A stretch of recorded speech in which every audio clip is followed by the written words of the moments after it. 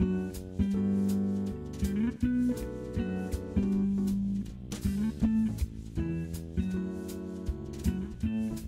donc j'ai commencé à travailler en 1977 dans l'entreprise familiale qui avait été créée par mes parents en 1963. Et j'ai commencé comme ça. Mon premier voyage, c'était un voyage de 2 jours au Château de la Loire. On est passé sur des séjours de 8 jours en France, 10 jours en France. Et les clients nous demandant après de l'étranger, on a commencé à développer tout ce qui était les voyages en Espagne, en Autriche, en Italie. Et puis la troisième étape, c'est qu'une fois que les clients ont fait le tour un petit peu de l'Europe en autocar, ils ont commencé à nous demander des voyages en avion. Alors on va sortir du car, on va aller voir dans l'agence, si vous voulez bien. Voilà. Je vous suis alors. Avec plaisir. On va rester tout seul dans son coin et que si on veut être performant, il faut se donner les moyens d'être performant justement. Et mon idée forte a toujours été de dire soyons groupés. C'est vrai que quand j'achetais mes hôtels au Château de la Loire, j'avais pas besoin d'avoir une grosse force de négociation puisque c'était pas des achats importants. Par contre, après qu'on a commencé à passer sur l'étranger, effectivement, pour négocier des voyages ou des hôtels au Tyrol, c'est vrai que moi j'arrivais avec ma capacité de négociation de 4 ou 5 groupes par an.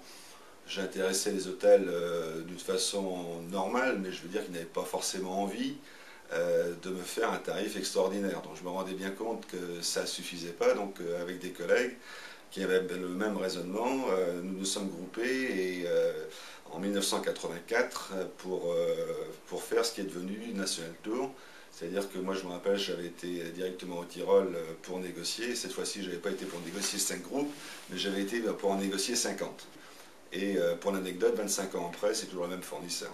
Sauf qu'aujourd'hui, il fait des centaines de groupes. Voilà. Et j'ai adhéré au réseau d'agences de voyage AFAT Voyage, qui comprend aujourd'hui 630 agences de voyage. Mais c'est également l'aspect technologie, puisque aujourd'hui, par exemple dans notre métier, la partie Internet est incontournable. C'est évident qu'une PME de 5 agences de voyage ne peut pas avoir les moyens technologiques de développer un site Internet digne de ce nom. Dans vos 5 agences aujourd'hui, vous avez un site internet sur lequel vous pouvez vendre vos prestations. Aujourd'hui, oui, depuis 3 ans, c'est ça? Depuis 3 ans, ce qu'on s'aperçoit, c'est que les gens restent chez eux, vont très loin dans la conception de leur voyage, mais l'avantage d'avoir des agences physiques à proximité, c'est qu'en fin de compte, seuls 4 à 5% des clients vont acheter sur Internet directement, vont finaliser l'opération sur Internet.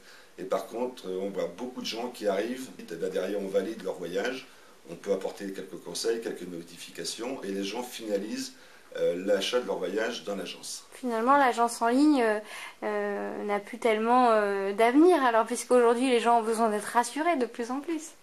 Et si on regarde les statistiques aujourd'hui aux États-Unis, depuis 3 ans maintenant, les ventes d'agences de voyage 100% Internet sont en train de décliner au profit des agences de voyage traditionnelles qui sont en train de reprendre des parts de marché.